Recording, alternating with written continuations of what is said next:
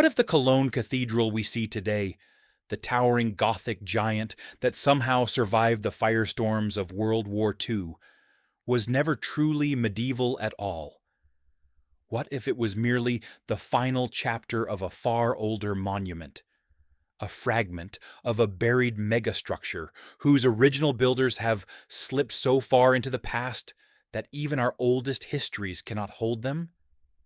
This is the unsettling question that rose from the dust and rubble of 1946, when the war-shattered city of Cologne exposed a wound deep enough to reveal layers of time no one expected to see again. Picture that moment. Europe stood in a strange, suspended silence, a pause between destruction and recovery where entire civilizations seemed half buried under ash. Cologne was one of the war's most devastated cities. Its streets reduced to jagged stone, its facades torn open like broken ribs, its ancient neighborhoods flattened into anonymous piles of brick and dust.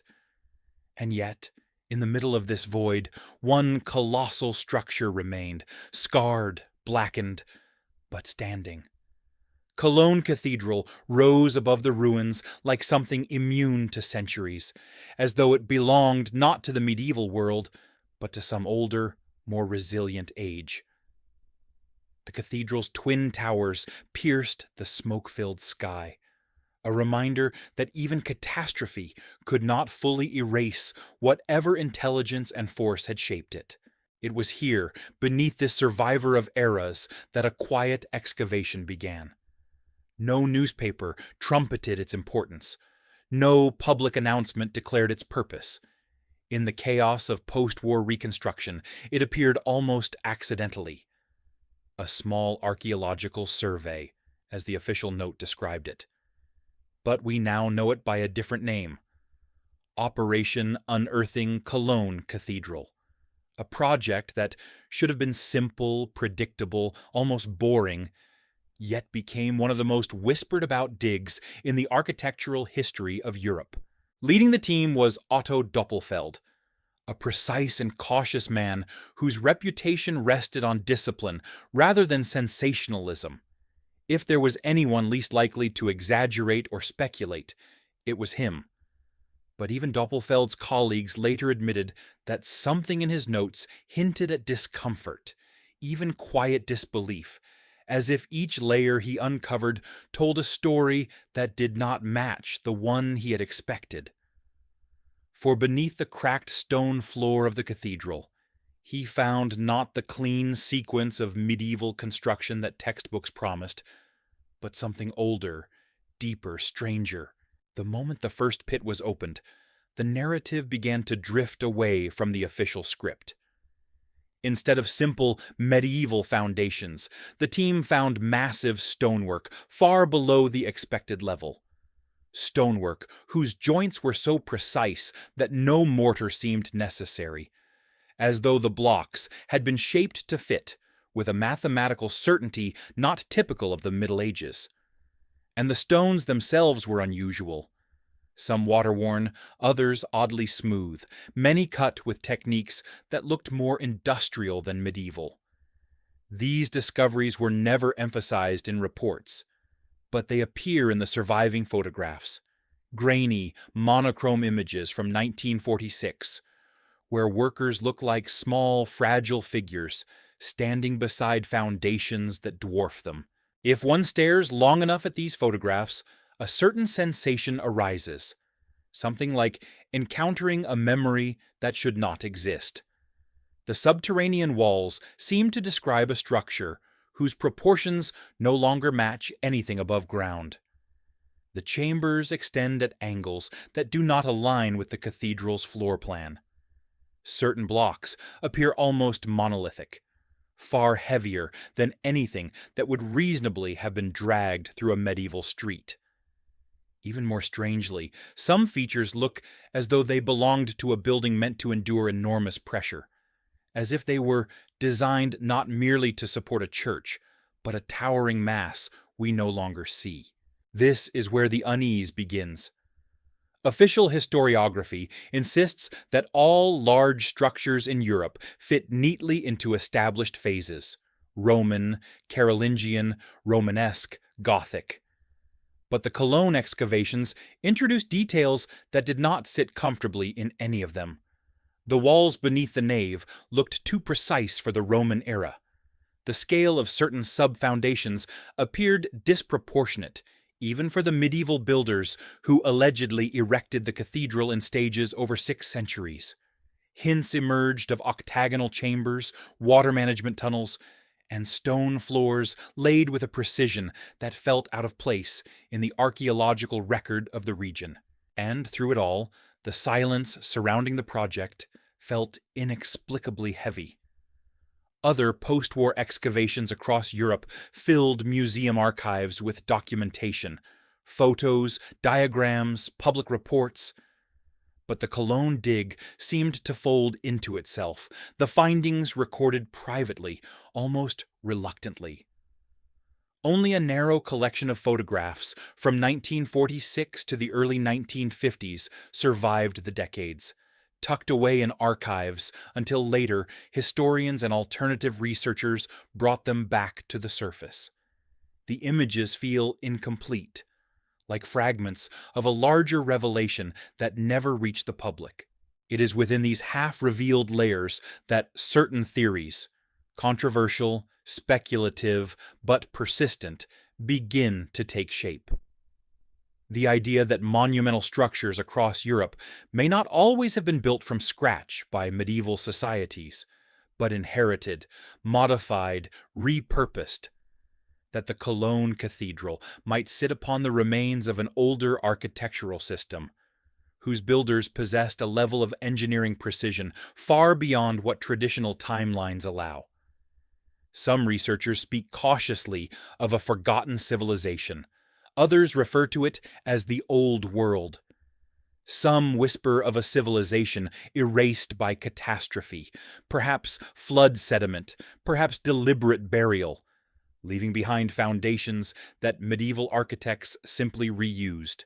In most documentaries, this would be the moment for conclusions. But this is not one of those stories. This is the opening of a palimpsest, a buried manuscript, overwritten by centuries of rebuilding, each generation scratching its own version of reality over a far older chapter. And here, in 1946 Cologne, someone accidentally peeled back one of the earliest pages. The cathedral square, still littered with rubble, became a portal into deep time. Workers climbed down ladders into pits lit only by stray beams of sun filtering through broken stone. The air below was thick with the scent of wet earth, dust, and something older, a mineral coldness that felt like stepping into the lungs of an ancient sleeping creature. As one descends into these images, one question becomes impossible to ignore. Why were these foundations so deep? Why had entire chambers been buried under meters of compacted soil long before the bombs of 1945 touched the earth above? And why, out of all post-war digs, did this one fade so quickly into silence? These questions form the starting point of our journey, not to claim answers, not to rewrite history, but to investigate the possibility that Cologne Cathedral does not simply stand upon history. It stands upon an inheritance older than the medieval world, older perhaps than the Roman Empire itself. And beneath that inheritance lies the first great mystery of Operation Unearthing Cologne Cathedral. If these buried foundations do not belong to the medieval master builders, then who do they belong to? Part 2 begins there, by returning to the official timeline and finding the exact moments where the story, to understand why the discoveries beneath Cologne Cathedral in 1946 ignited such enduring questions, we must return, calmly, methodically, to the timeline that is supposed to explain everything. This is where the official history draws its clean lines, where the academic narrative lays down layers like sediment, Roman, early Christian, medieval, Gothic, then post-war restoration. Yet, the deeper we go into this neatly stacked chronology, the more it begins to resemble a map with landmarks that refuse to sit where they should. And it is within these inconsistencies, these quiet seams of doubt, that the mystery truly begins. The conventional story is familiar. Cologne Cathedral, a Gothic masterpiece, began construction in 1248. Work continued for centuries, stalling, restarting, evolving, finally reaching completion in 1880, an 632-year odyssey. Beneath it, according to mainstream archaeology, lie the expected precedents, the remnants of Roman colonia from the first centuries CE, then early Christian churches, followed by a Romanesque predecessor, sometimes referred to as the Old Cathedral. In theory, these layers should match textbook expectations: progressive, orderly, well-behaved. Roman ruins at the bottom, medieval structures above them, Gothic expansions above those, and the present cathedral crowning the stratigraphy. In theory. But when Otto Doppelfeld descended beneath the battered cathedral floor in 1946, the ground did not behave the way a 2 millennia timeline should. Instead, he found something more like a palimpsest, an overwritten manuscript where older stories had not been erased cleanly, but merely obscured, their ghostly shapes still visible beneath newer lines of ink. This is the first place the official narrative begins to hesitate: depth. By all accounts, the Roman foundations beneath Cologne should be relatively shallow. The city has been inhabited continuously for almost 2,000 years, and despite natural sedimentation, its urban footprint remained largely stable. Yet, the excavation pits from 1946 descend so deeply, sometimes over 12 feet, before reaching certain chambers and stone layers that they seem to belong to a much older topography, one buried long before medieval builders arrived. Had the Romans really built so far below the modern surface? Or had later epochs deposited unnatural amounts of earth, rubble, and sediment over structures whose origins remain unclear? The logic wavers here, and the timeline begins to warp. Another tension appears when examining the scale of the early medieval structures. The so-called Old Cathedral, the Romanesque predecessor, supposedly occupied a modest footprint. Yet even conservative reports admit its dimensions were unexpectedly massive, far larger than most buildings from that era. When Doppelfeld's team uncovered portions of its foundations, even mainstream scholars quietly noted the sophistication of the stone joints and the oversized blocks. These stones, smoothly finished and tightly fitted, looked oddly advanced for the early medieval period, which typically favored rougher masonry and visible mortar work. Something about them felt out of place, as though medieval builders inherited a foundation intended for a much larger superstructure, one they did not or could not replicate. Then we confront the odd geometry. The Roman, early Christian, and medieval layers should align in a predictable architectural evolution. But the excavated remnants beneath Cologne often fail to mirror the cathedral's present floor plan. Chambers jut at odd angles. Walls run beneath aisles that should not contain them. Certain sections appear rotated relative to the Gothic structure above. This misalignment has been explained by earlier reconstructions, shifting designs, and forgotten expansions. Yet none of these explanations fully account for the mathematical precision of some underground sections. Precision that feels less like improvisation and more like the residue of an older, intentional blueprint. Here, the official timeline grows thinner still. Consider the stone types found beneath the nave. Medieval Cologne had access to quarry stone transported along the Rhine, but certain blocks documented in the excavation are not native to the region. They are denser, harder, and cut with a uniformity uncommon in medieval Europe. To transport such materials in large quantities during the early medieval period would have required logistical feats, usually reserved for imperial or industrial eras. Yet they lie there, one block atop another, forming a base that seems to anticipate far heavier loads than any Romanesque or Gothic structure built afterward. Another point of tension arises when examining the Roman layers themselves. Cologne was a major Roman city, so Roman remains are expected. But some underground corridors, especially the broader, smoother ones photographed in 1946, appear too advanced for typical Roman construction in this region. Their curvature is precise, their surfaces unusually clean, their proportions more reminiscent of engineered substructures than the smaller, more functional Roman rooms usually found in Germany.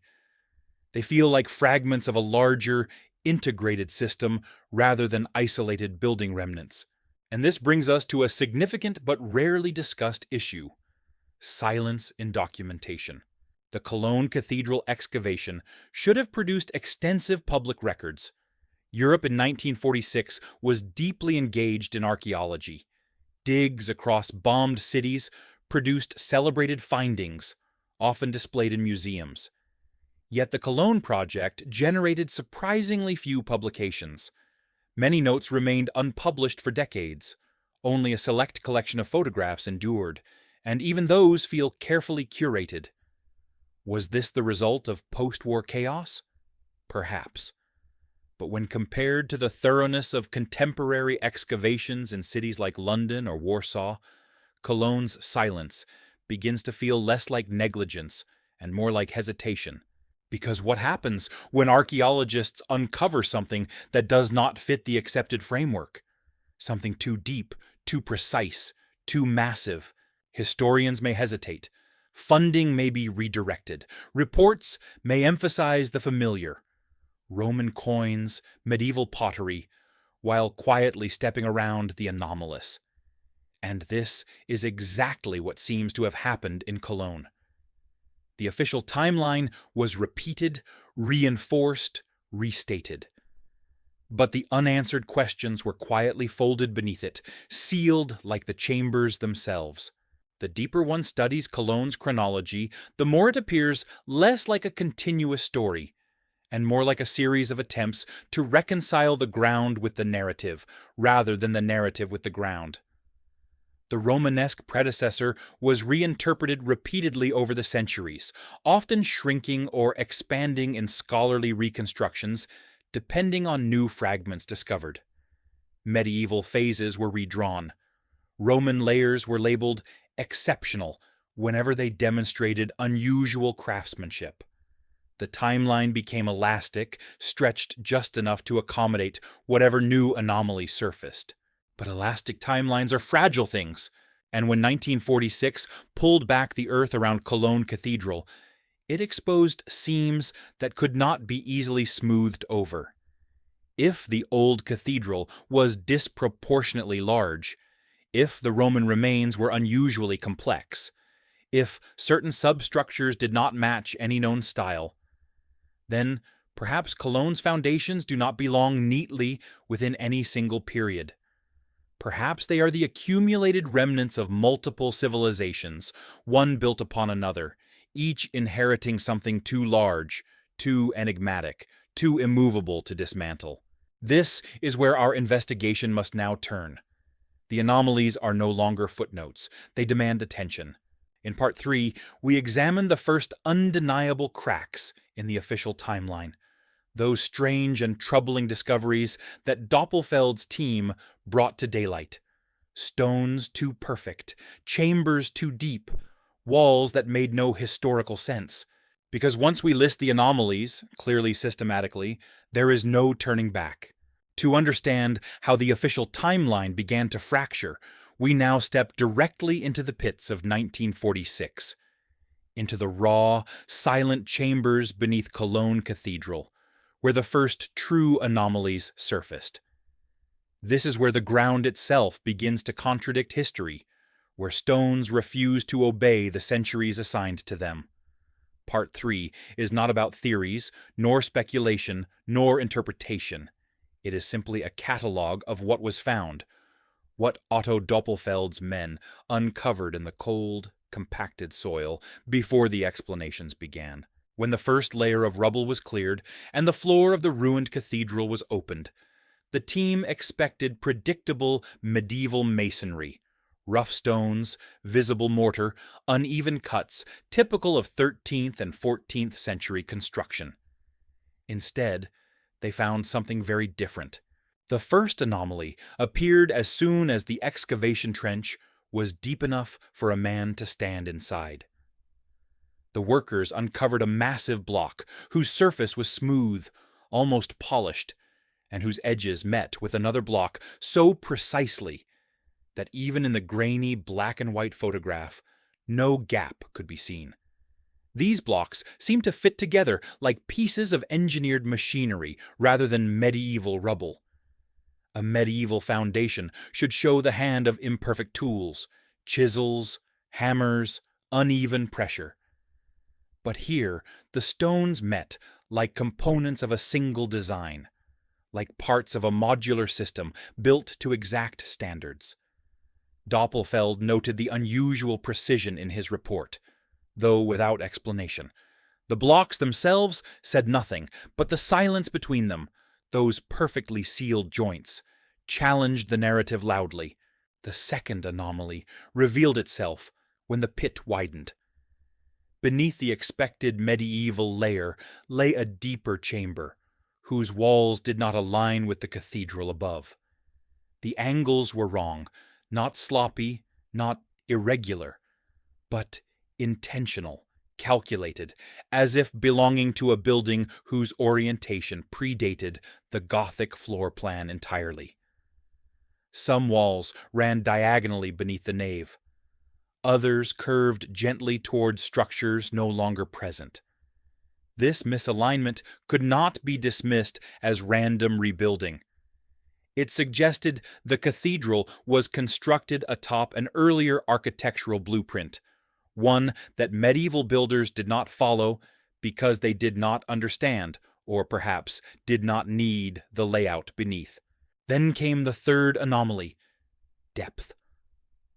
The layers Doppelfeld reached were buried beneath meters of compacted earth, soil that was not loose, not naturally accumulated, but tightly pressed, dense enough to suggest centuries of weight.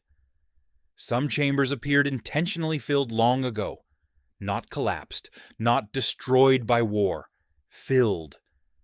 The fill earth was stratified in a way that implied deliberate burial, and in certain places, tightly packed brick and stone fragments formed a sort of improvised seal. Why would earlier builders bury these rooms deliberately? What purpose did the sealed chambers once serve? The fourth anomaly emerged from the stone surfaces themselves. Several blocks showed signs of waterwear, smooth, rounded edges, mineral deposits, erosion patterns consistent with prolonged exposure to moisture or standing water. Cologne has experienced floods, yes, but at ground level, not deep underground beneath a monumental structure. This waterware implied that the deeper layers had once existed in an environment unlike the one they occupy now. Were these stones originally part of a structure partially submerged? Or was the site buried under flood sediment long before the medieval period? The fifth anomaly is one of the most famous, the circular pits. Perfectly round, carved into stone with a symmetry that is difficult to achieve even with modern tools. Official explanations vary. Some say Roman wells, others say medieval baptismal features. But the geometry raises questions. The edges are too clean, too uniform. In photographs, they appear as if carved by a giant drill, a rotating tool rather than a hammer and chisel. The circular pits reappear in alternative architecture discussions because they resemble anchor points or sockets found in other ancient sites, places where machinery, pillars, or unknown devices may have once been fixed. Whether true or not, their precision is undeniable, and their purpose remains unclear. The sixth anomaly lies in the corridors. Some narrow hallways clearly belong to the Roman era, with brickwork and arch shapes consistent with documented Roman style. But others, broader, smoother, more refined, do not. Their curvature is perfect. Their surfaces are finished to a level that seems intentional, not functional. They look like the substructure of a large system, not a cellar, not a crypt, something deeper, more integrated, like the circulatory system of an enormous forgotten building.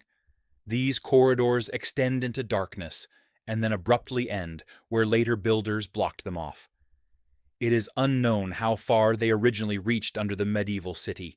The seventh anomaly emerged through the mosaics and floor patterns found beneath the nave.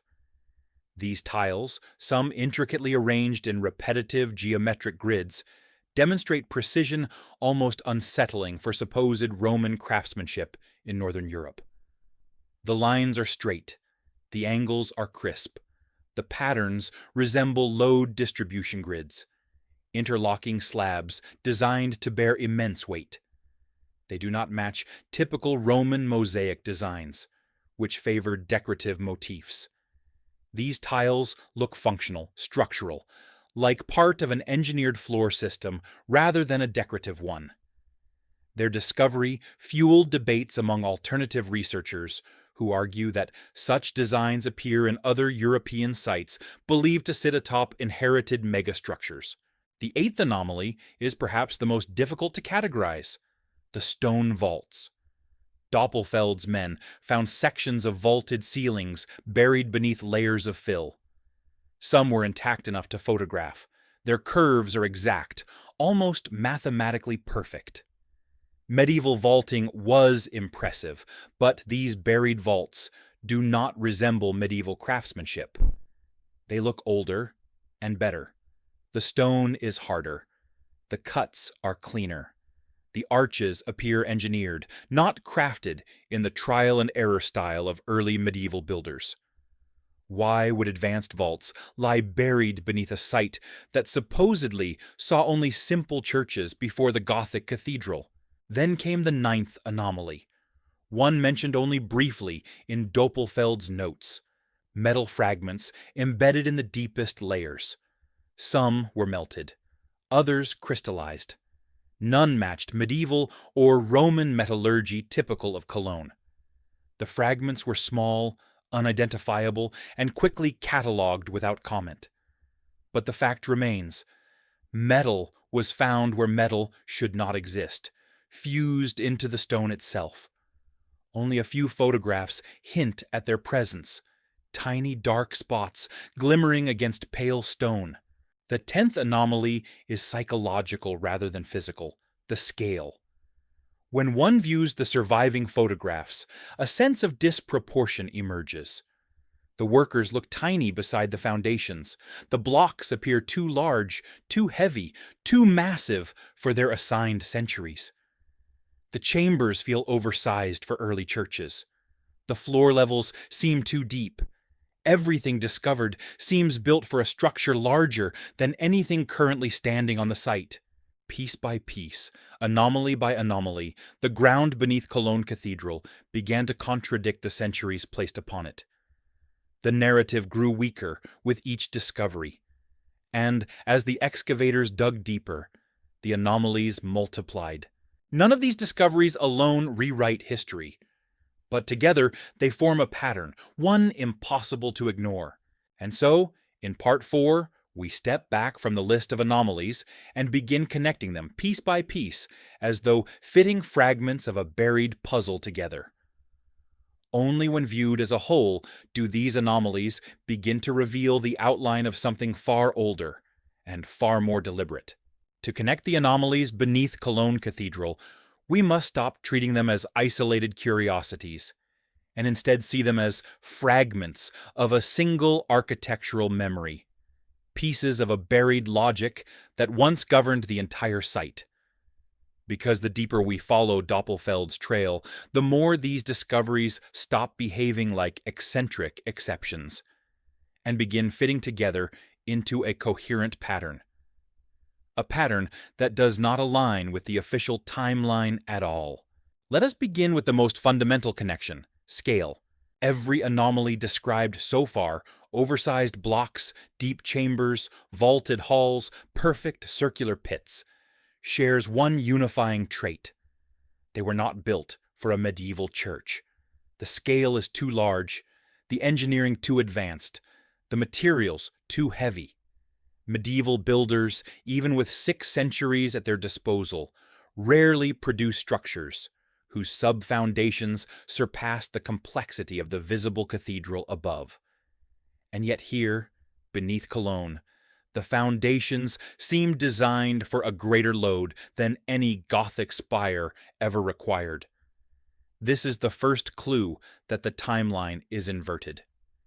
Instead of medieval builders laying massive foundations for their own project, they may have found these foundations already in place, remnants of an earlier, more advanced structure, then adapted their cathedral to the stone skeleton they inherited.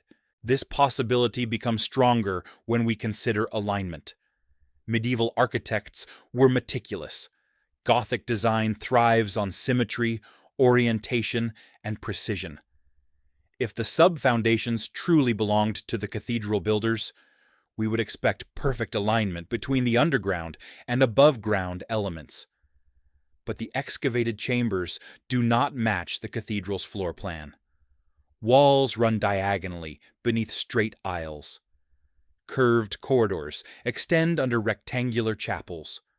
Octagonal chambers sit beneath areas where no corresponding geometry exists above. This misalignment is not evidence of carelessness. It is evidence of inheritance. The medieval builders were not replicating the old layout. They were simply building over it, ignoring the earlier blueprint because it had nothing to do with their architectural vision. That leads us to the next connection: function.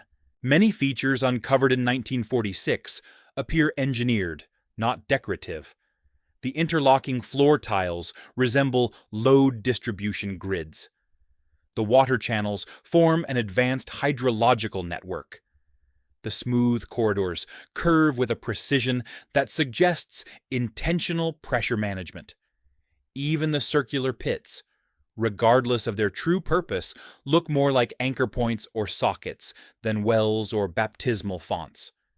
These are not features of a simple church foundation. They behave like infrastructural components, like the veins, arteries, and joints of a vast mechanical organism. This is where the metaphor of a palimpsest becomes more literal. Cologne Cathedral may not stand upon a sequence of neatly stacked eras, but upon the collapsed remains of a long-lost architectural system. Each anomaly represents a stroke of the older design still visible beneath the later chapters. Medieval builders scraped away what they could, repurposed what remained, and then wrote their own monumental story atop the older one. But enough of the earlier engineering survived to reveal hints of its original function, even centuries later. Now recall the depth anomalies, chambers buried under meters of compacted earth, sealed rooms filled with rubble, not from war but from deliberate ancient burial, floors sitting at levels inconsistent with centuries of stable occupation. When combined with the water-worn stones and mineral buildup, this suggests that the site did not simply settle over time. It may have undergone catastrophic events: flooding, soil displacement, ground collapse, or intentional burial that obscured earlier construction. If such an event occurred long before the medieval period, the builders of the Gothic cathedral would have encountered a buried landscape, not an open, level surface. They would have layered their work atop a foundation they did not fully excavate, leaving the deeper strata untouched, misunderstood, and forgotten. This pattern, inheritance rather than construction, reappears in other European sites associated with similar mysteries. In Prague, Paris, Milan, and parts of London, excavations have revealed deep chambers, oversized blocks, and ancient water systems buried directly beneath major cathedrals and civic buildings. Yet these features rarely match the documented architectural phases. Instead, they hint at a much older design logic, one centered around massive stone blocks, precise geometry, and substructures built to endure unimaginable stress. The similarities do not prove a shared origin, but they suggest that Cologne is not an isolated case.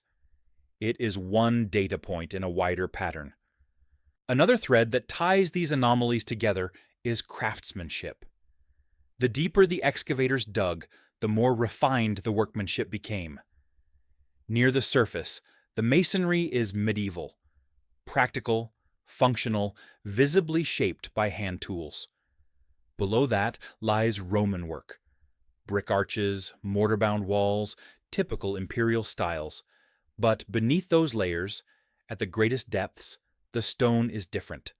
Harder, more uniform, more precisely cut, more seamlessly fitted. This inverted chronology, where older equals more advanced, is one of the most troubling connections. It defies the idea of linear progress taught in historical narratives. It suggests that earlier builders possessed tools, skills, or knowledge that later societies did not maintain. One might argue that Roman engineers were highly capable, and they were.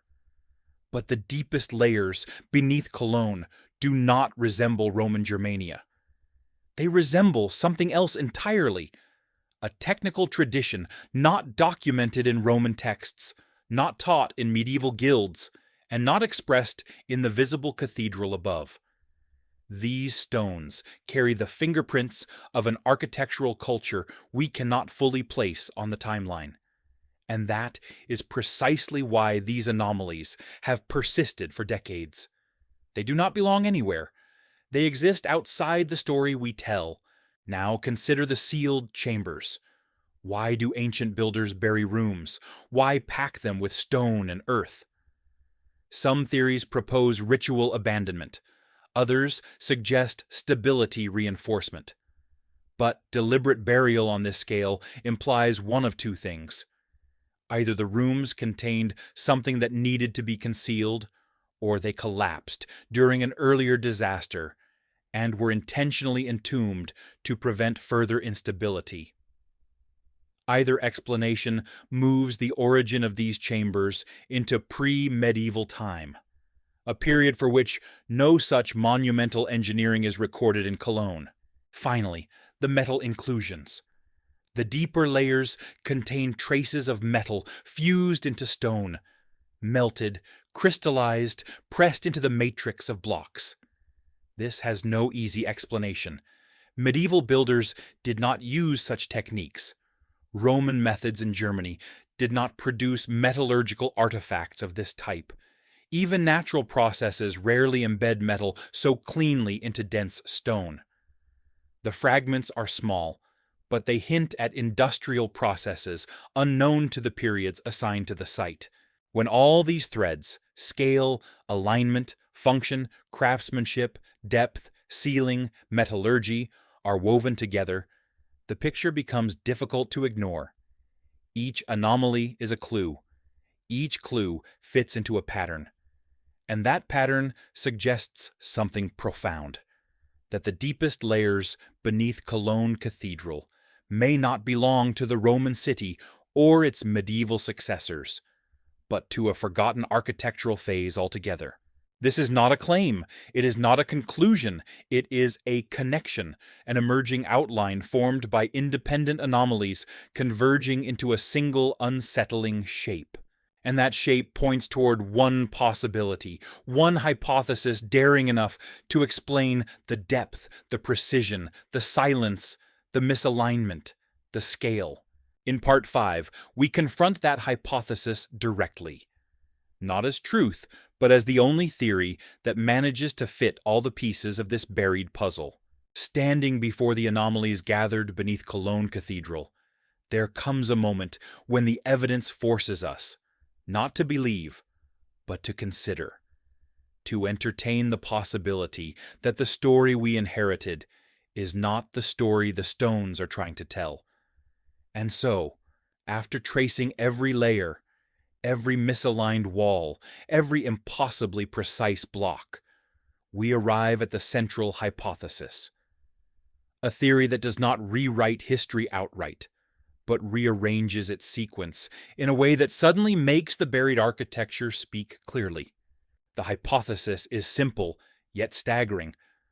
Cologne Cathedral was built atop the remains of a far older, far larger, and far more advanced structure, an inherited megastructure whose original builders predate medieval, Roman, and even early Christian phases of the city. Not a myth, not a legend, not a fantastical civilization beyond reach, but a civilization that existed long enough and advanced enough to leave behind foundations so robust, so mathematically precise, that later cultures could neither erase nor replicate them. When medieval builders began their Gothic masterpiece in the 1200s, they did not excavate these colossal foundations fully. They built around them, over them, and sometimes directly atop them. They adapted what was already there. They inherited a skeleton older than their own architecture and repurposed it without understanding the engineering beneath their feet. This is why the anomalies align so strongly. The medieval cathedral is a superstructure built upon a pre-existing substructure, one whose logic belongs to a different world. Let us examine how the hypothesis explains the anomalies one by one. Take the oversized blocks. Their weight far exceeds what medieval cranes or manual labor could reasonably handle. But if these blocks belonged to an earlier era, one equipped with techniques or technologies now lost, their precision makes sense. Medieval builders simply reused them. They cut into some, built around others, leaving most in place because they were too large to move. This explains why certain blocks beneath the nave look older, better, more advanced. Medieval construction begins above them, not with them. The misaligned chambers also fall into place under this lens. The earlier blueprint, if indeed it was a blueprint, would not match Gothic symmetry. Medieval builders often built on top of ruins without following the original layout. This is common across Europe. Cathedrals, mosques, and temples frequently sit atop older sacred structures, each culture layering its identity over the last. At Cologne, however, the foundational mismatch is too precise to dismiss. The older chambers did not merely predate the cathedral. They belonged to a structure whose orientation and geometry obeyed a different architectural language. Medieval designers ignored it, but they could not erase it. Then, consider the functional complexity of the substructure. The water channels, arched tunnels, and load-bearing grids do not suit the needs of a medieval church.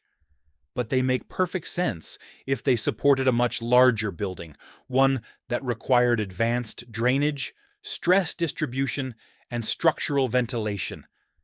Medieval builders would have found these systems intact and simply built above them, just as modern cities use ancient aqueducts and sewer networks long after their creators vanished. The underlying logic is infrastructural, not ecclesiastical. The depth of the chambers strengthens the hypothesis further. If these were medieval or Roman in origin, they should lie closer to the surface.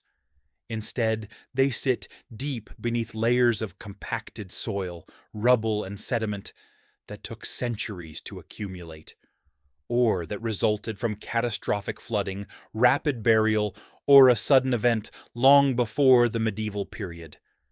The soil does not appear naturally deposited. It looks deliberate, packed, layered.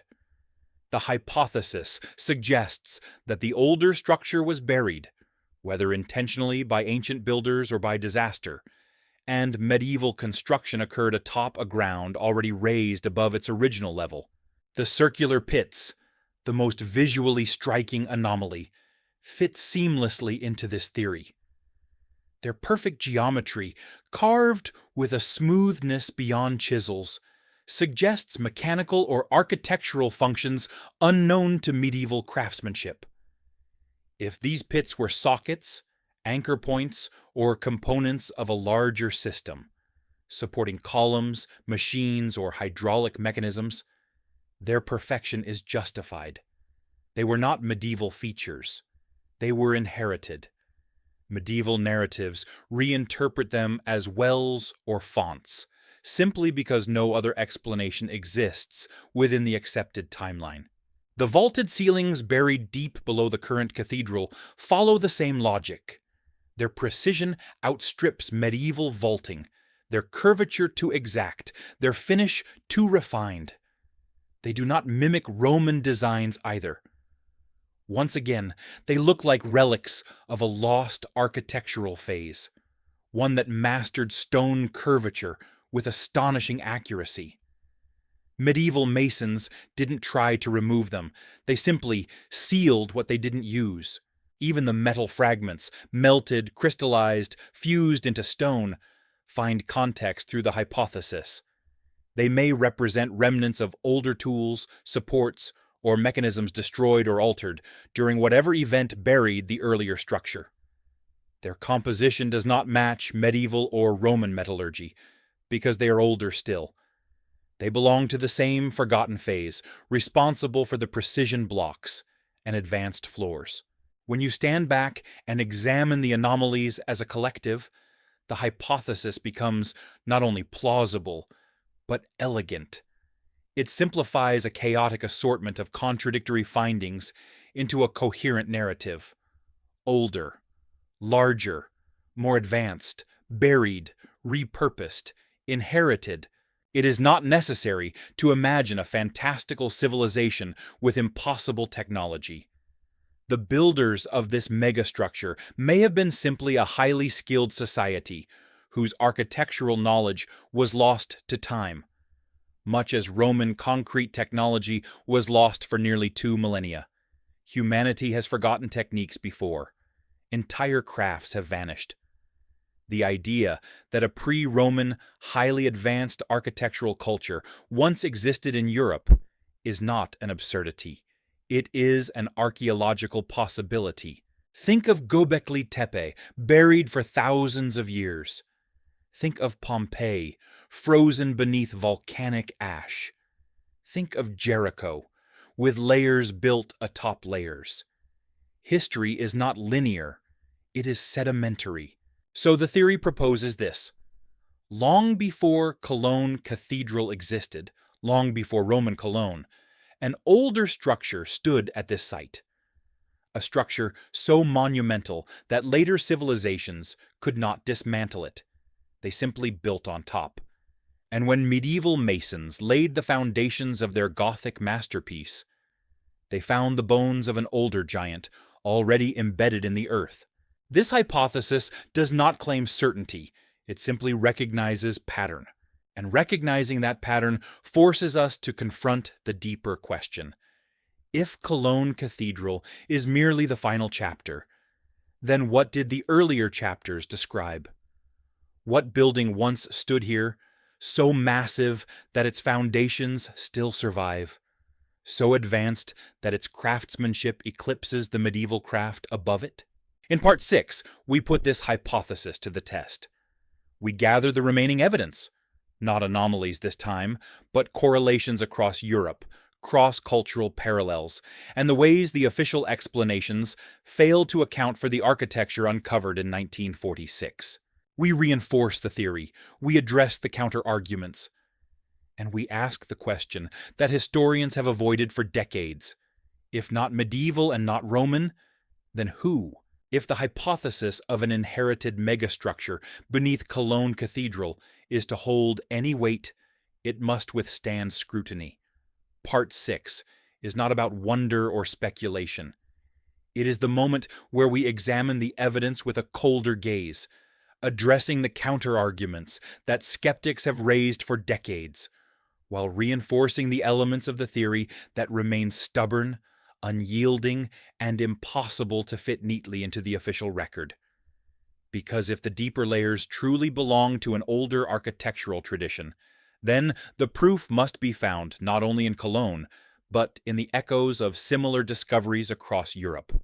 Let us begin with the common counter-arguments, the ones most often repeated in academic circles. The first is the argument of oversized medieval ambition. Skeptics claim that medieval builders sometimes constructed foundations larger than necessary for reasons of long-term planning, stylistic experimentation, or simple over-engineering. They suggest that the massive blocks beneath Cologne Cathedral might fall into this category.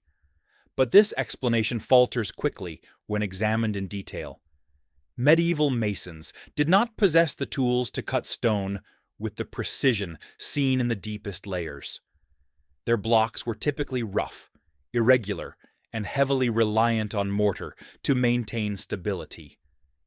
Yet, the blocks found beneath Cologne have razor-sharp edges, tight joints, and surfaces that often appear polished, signatures of stone shaping far above the medieval toolbox. Counter-argument refuted. The second counter-argument invokes Roman engineering. Germany was home to numerous Roman outposts, and skeptics claim the deeper layers merely reflect Cologne's imperial past. But Roman foundations in this region are well documented, and their construction style is distinctive: brickwork, mortar, and standardized modules typical of Roman design.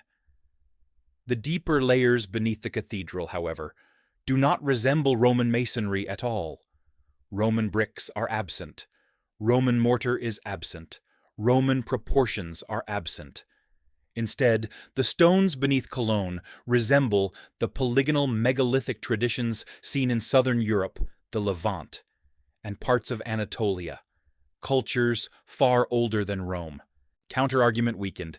The third argument relies on war damage and reconstruction chaos. Perhaps, skeptics argue, the excavation photographs distort the truth, because bomb damage exposed irregularities in unpredictable ways. Perhaps chambers collapsed, walls shifted, or sediments mixed. But this explanation collapses under the weight of Doppelfeld's notes, which consistently describe intentional, intact structures, not chaotic fragments. The vaulted ceilings were not shattered. The circular pits were not deformed. The tunnels were not warped. They simply lay buried beneath orderly layers of compacted soil, untouched by war. If war had distorted the archaeology, the layers would appear chaotic. Instead, they appeared deliberate. Counter-argument dismissed. Now we turn to the reinforcing evidence. The clues from across Europe that align with Cologne's anomalies, suggesting that the city may be part of a much wider architectural inheritance. Begin with Prague. Beneath its old town and several of its churches lie multi-level chambers, floors buried beneath meters of sediment, and massive stone blocks whose tight joints do not match medieval styles. These lower structures often feature water channels and vaulted ceilings similar to those beneath Cologne. Then travel to Paris. Beneath Notre Dame and the Ile de la Cité lie remnants of enormous substructures that predate medieval Paris. Vaulted corridors, oversized blocks, and geometrically precise chambers whose purpose remains debated. Some of these chambers were sealed in antiquity, much like those found beneath Cologne. Moved to Milan. Under the Duomo, excavators discovered foundations so deep and so complex that scholars still argue over their origins.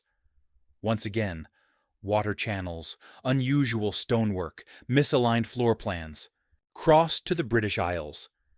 Many old churches and cathedrals in England and Scotland have lower entrances, buried windows, and subsurface chambers that do not match medieval adjustments or rising street levels. They resemble structures partially buried by catastrophic events long before recorded history. All of these sites, like Cologne, share three elements: unusual precision, anomalous depth, and misaligned geometry. Different regions, different histories, same architectural fingerprints. Coincidence becomes increasingly difficult to defend. Now consider the functional parallels. Cologne's subterranean layers include an advanced hydrological network, arched tunnels, drainage channels, and water systems clearly designed with foresight, far beyond early medieval needs. This mirrors findings beneath cities such as Naples, Istanbul, and parts of Old Jerusalem, where ancient builders integrated water management with monumental architecture in ways later societies simply inherited. If Cologne belonged to such a tradition, the water channels beneath it make immediate sense. They were not built for the medieval cathedral. They were inherited from an earlier structure whose scale demanded advanced hydraulic planning. Medieval builders did not remove these features because they still worked. Then there is the matter of the tile grids, those interlocking stone floors buried deep beneath the nave. Structural engineers who have studied the photographs note that such grids redistribute load evenly across large areas.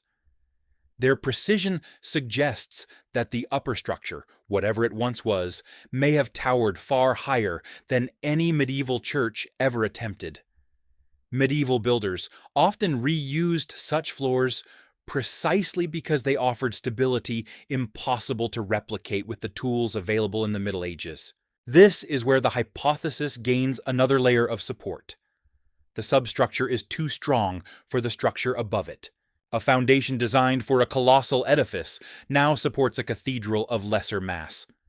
The mismatch is profound. It suggests the cathedral is merely the final layer of a long architectural succession. Another reinforcing clue is symbolic rather than structural. Many medieval cathedrals were intentionally built atop older sacred sites, often pagan temples or pre-Christian sanctuaries. This tradition is widely documented. Cologne's site has long been considered spiritually significant, even before Christianity reached the region. But what if the sanctity of the site did not arise from the Roman era or even pre-Christian times, but from a much older cultural memory? What if the Gothic cathedral stands where it does not, because medieval builders chose the spot, but because the spot chose them? Consider the metal fragments embedded in ancient stone. This detail may seem minor, but it aligns disturbingly well with findings at other anomalous sites, such as Baalbek in Lebanon and certain Andean megalithic structures, where unexplained metal clamps or inclusions appear in stonework far older than surrounding layers.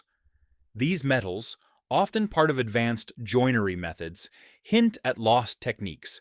If similar fragments exist beneath Cologne, then the site may share technological lineage with much older architectural cultures whose knowledge evaporated long before medieval Europe began its ascent. Counter-arguments begin to crumble, and so we reach the greater implication. The megastructure hypothesis does not stand alone. It is reinforced by dozens of parallels across continents. Medieval and Roman explanations struggle to account for the depth, precision, and scale. But the hypothesis of an older architectural tradition, buried, fragmented, and inherited, accounts for everything. Yet the final counter-argument remains, perhaps the most powerful one skeptics offer. If such an advanced civilization existed, why is it forgotten? A simple question, a devastating one, but not unanswerable. Civilizations vanish. Technologies disappear. Floods bury cities. Empires burn libraries. Plagues erase memory. And in Europe, wars upon wars upon wars have rewritten the landscape over and over. A great enough catastrophe, natural or man-made, could erase millennia of history, leaving only stone skeletons beneath modern cities. And if medieval builders found these remnants, they would repurpose them without understanding, adopting the foundation but forgetting the story.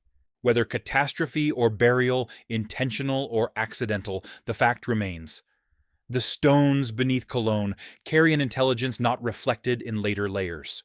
In Part 7, we step beyond architecture and examine the implications, philosophical, historical, and cultural, of a Europe with forgotten chapters beneath its cathedrals.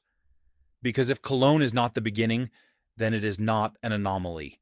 It is a reminder, a message from a civilization that our history has not yet learned to remember. If the deepest foundations of Cologne Cathedral truly belong to a forgotten architectural inheritance, then the implications stretch far beyond archaeology. They reach into the very core of how we understand history, how we define progress, how we remember civilizations, and how fragile our collective memory truly is. Part 7 is not about stones or tunnels or buried vaults. It is about what those stones demand we confront within ourselves.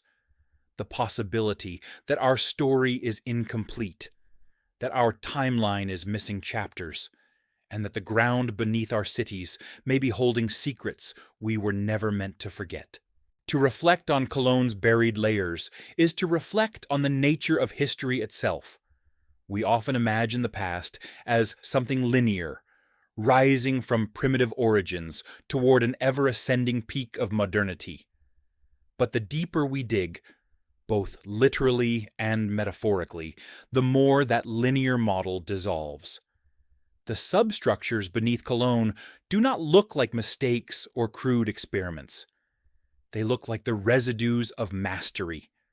Their precision, their scale, their engineering logic all suggest a level of confidence we typically associate with late industrial societies, not early medieval ones. And yet, there they are, lying quietly beneath the cathedral, indifferent to the centuries that tried to bury them. If this is true, if an older, more capable civilization once existed in Europe, then we must confront the implication that progress is not guaranteed. Civilizations rise, they flourish, they collapse.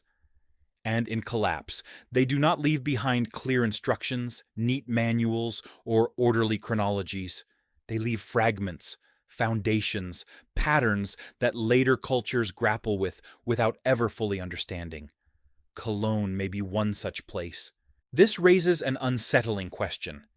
If the megastructure beneath Cologne truly belonged to a forgotten civilization, what kind of event could bury it so deeply that even the medieval builders did not excavate it?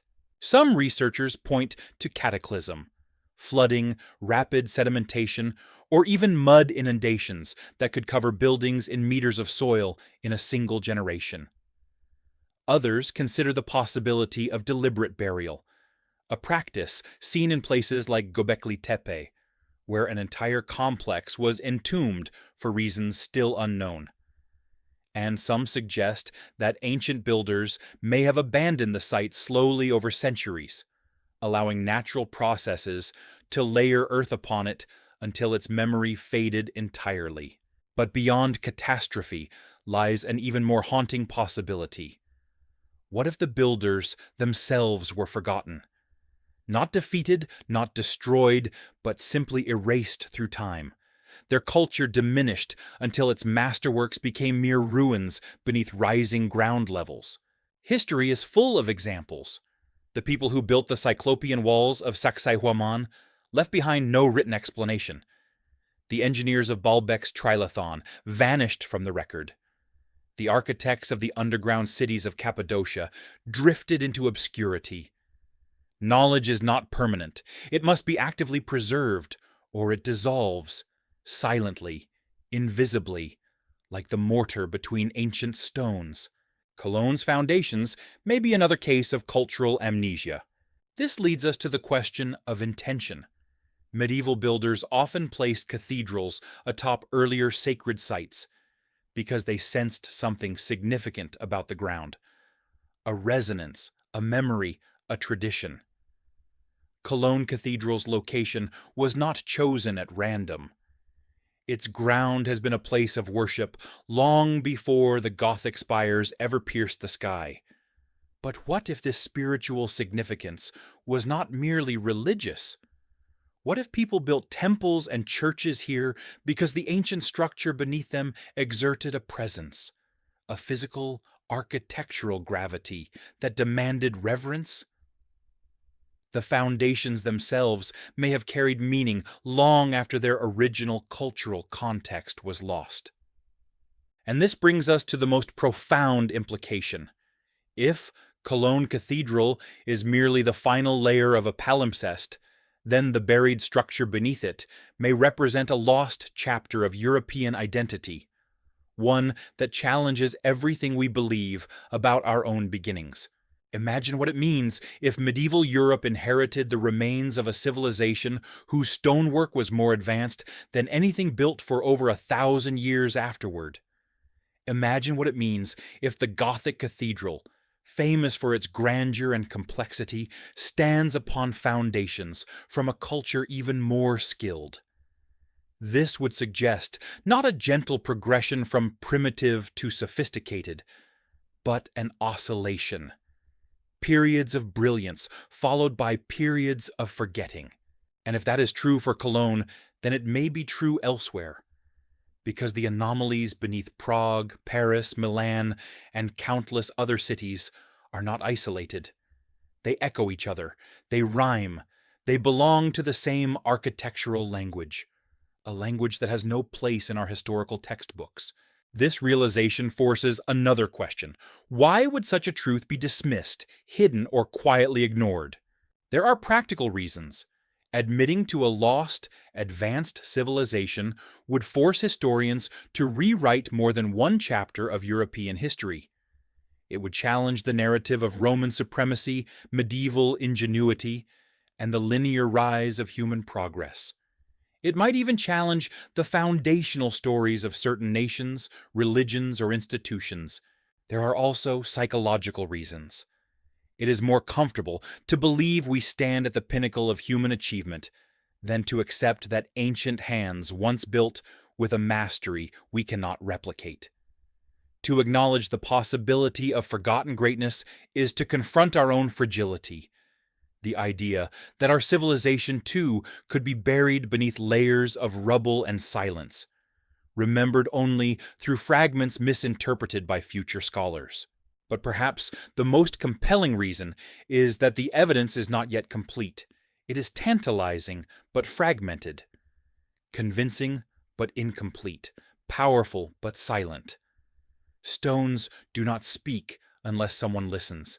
And for many decades, few people chose to listen. Yet here, in the ruins of 1946 Cologne, the stones began whispering again. They whispered of chambers sealed for centuries, of floors built with impossible precision, of corridors curved like arteries beneath forgotten architecture, of builders whose knowledge did not survive the collapse of their world. And as we reflect upon these whispers, one final question emerges, quiet but inescapable. What does it mean for us today if Cologne Cathedral stands not only as a masterpiece of Gothic engineering, but as a monument built atop the remains of a civilization we no longer remember? Perhaps it means that history is far wider and deeper than we have allowed ourselves to imagine. Perhaps it means that the ground beneath our cities carries not just stones, but memories. Memories buried beneath centuries of forgetting. Perhaps it means that the story we tell is not the whole story, merely the part we have not yet lost. In Part 8, we bring this journey to a close, drawing together every layer, every anomaly, every whisper from beneath the cathedral, and we ask one final question. If all of this is true, what happens next?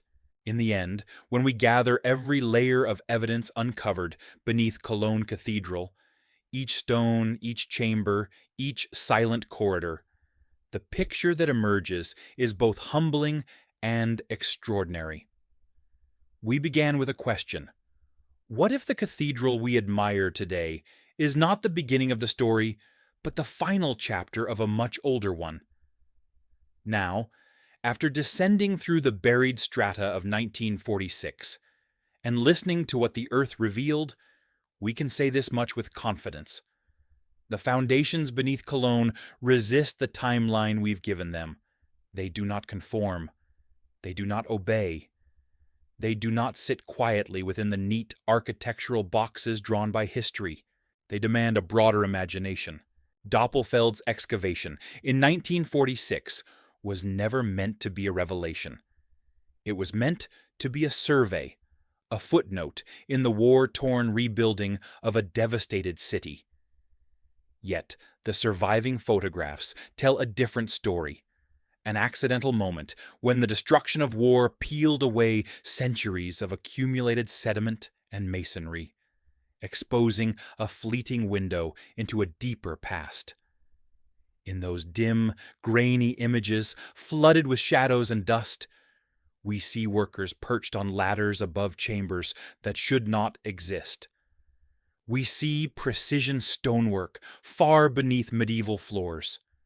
We see water-managed channels, sealed rooms, and stone blocks whose craftsmanship outshines the masonry built centuries later above them. If Cologne Cathedral is a Gothic crown, then its foundation is an ancient root, a root whose origin we can barely trace. The implications of this are staggering. For if the deepest layers beneath Cologne do not belong to the medieval era, nor the Roman era, then they belong to a chapter missing from the story entirely. A chapter erased by time, buried by catastrophe, or quietly overwritten by societies who built atop its ruins. What we found in 1946 was not merely archaeology. It was a reminder that beneath our feet lies an inheritance of forgotten knowledge. Engineering too advanced for its assigned age, architecture too deliberate to be coincidence. And this is where the reflection transforms into a conclusion. What does it mean for a civilization to inherit foundations it cannot replicate? What does it mean for us, modern humans, to discover that our ancestors may have built upon the remnants of a world older and more capable than we imagined? These questions are not comfortable, but they are necessary, because the stones beneath Cologne hold no allegiance to our historical narratives. They speak only to the truth of their creation, indifferent to the centuries that attempted to categorize them. Perhaps the greatest lesson from Operation Unearthing Cologne Cathedral is that the past is not a closed book. It is a palimpsest, layers of memory written over one another, some erased, some preserved, some merely obscured beneath the weight of time. Cologne's foundations are one of these rare pages where the ink of the older story still bleeds through. And the brief excavation of 1946 allowed us, for a moment, to read that submerged text. So, what happens when we step back and view everything as a single continuum? The anomalies, the precision cuts, the misaligned chambers, the inexplicable depth, the water systems, the buried vaults, the interlocking tiles, the melted metal fragments, the oversized blocks. All of it forms the outline of something immense, something purposeful, something ancient, a megastructure whose builders remain nameless, whose techniques remain unrecorded, whose memory lies buried deeper than any cathedral foundation. And yet, through the ruins of war, this forgotten world briefly surfaced again, one last breath, before being sealed, reinforced, and covered once more by reconstruction teams who never understood the significance of what lay beneath their boots. Our journey began with a single question. Was Cologne Cathedral built atop the remains of a forgotten civilization? After examining the evidence, after descending through every layer revealed in 1946, we may not have a definitive answer, but we have clarity of direction. We know that something beneath Cologne challenges traditional history. We know that its architecture points toward a more complex, more layered past. And we know that the official record cannot yet explain everything the Earth has preserved. Perhaps the truth is not that history has been hidden, but that history has been waiting for someone willing to descend into the deeper layers, waiting for someone willing to question the familiar narrative, waiting for someone willing to see the cathedral not just as a Gothic wonder, but as the latest chapter in a much older architectural inheritance.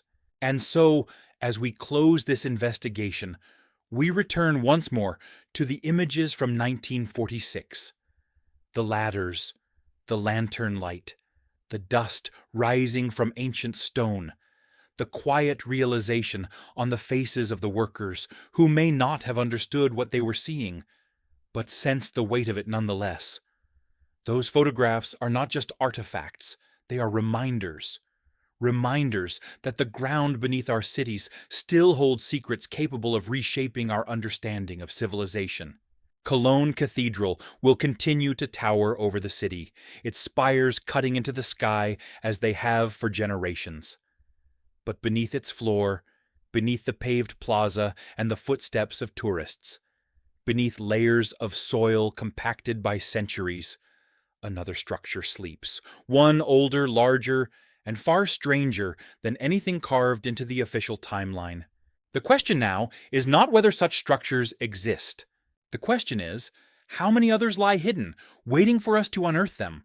And that is where our search continues, because if you believe that history is not yet finished being written, if you believe the ground beneath our world still holds answers, we welcome you to join us. There are more cathedrals to examine, more foundations to question, more buried chapters to uncover. Our investigation is only beginning.